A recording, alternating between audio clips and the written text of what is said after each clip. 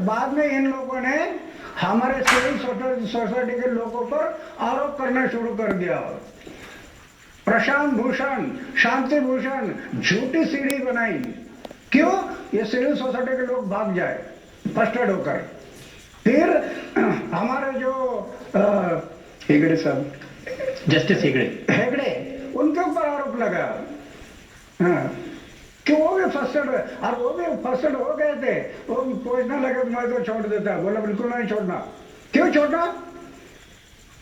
अरे ऐसे होते रहता। मैं उनको बताया, जिस पेड़ में फल होते हैं ना, उसी पेड़ पर लोग पत्थर मारते हैं। जो पेड़ वहां थे उसके लिए कौन पत्थर मारेगा? तब वो रुक गया। फिर केजरीवाल हमारे ऊपर आरोप करना शुरू कर दिया। इनकी भी प्रॉपर्टी की जांच करो। कई ऑफिसर छोड़ दिए पीछे इंक्वायरी करने के लिए। हमारे गांव में गए, अन्ना की प्रॉपर्टी कहाँ है? अरे जिसने अपने जीवन में कहीं रखा ही नहीं, आपको क्या मिलेगा? तो मैं जो कहने जा रहा हूँ कि ये ऐसा बर्ताव जो शुरू कर दिया, इसके कारण मैं कहा कि धोखेबाज है। आज अखबार में छपा है अन्ना कि आपके ट्रस्ट की जांच शुरू कर दी इनकम टैक्स डिपार्टमेंट ने।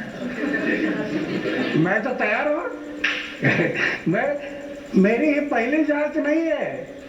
2 सरकारें गई हमारे आंदोलन के कारण महाराष्ट्र में, 2 सरकारें।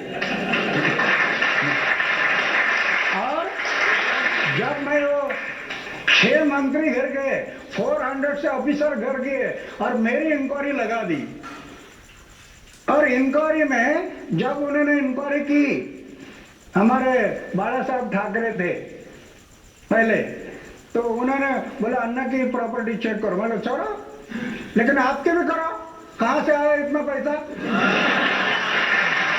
तो मेरी जांच हो गई। जांच होने के बाद कुछ नहीं मिला। आखिर चीफ मिनिस्टर को लिखकर देना पड़ेगा, लिखकर देना पड़ा कि अन्ना के पास कुछ नहीं मिला।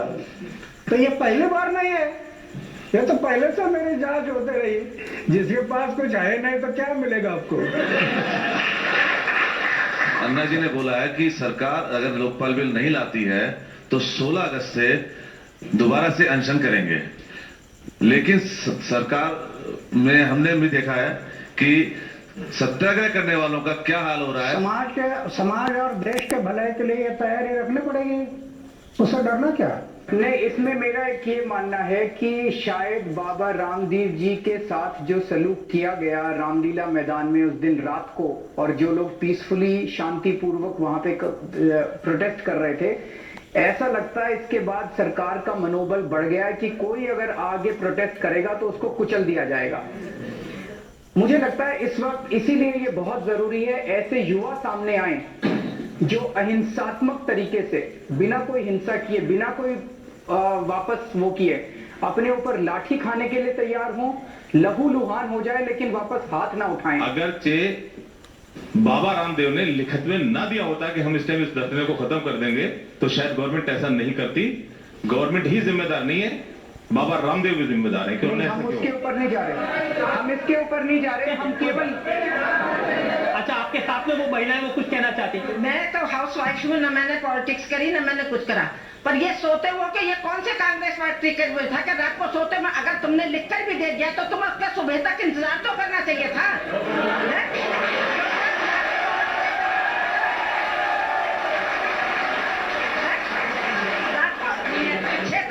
लिख करके दिया था, रात के 12 बजे चलाने की लाठीचार्ज कौन सी सरकार ने कही?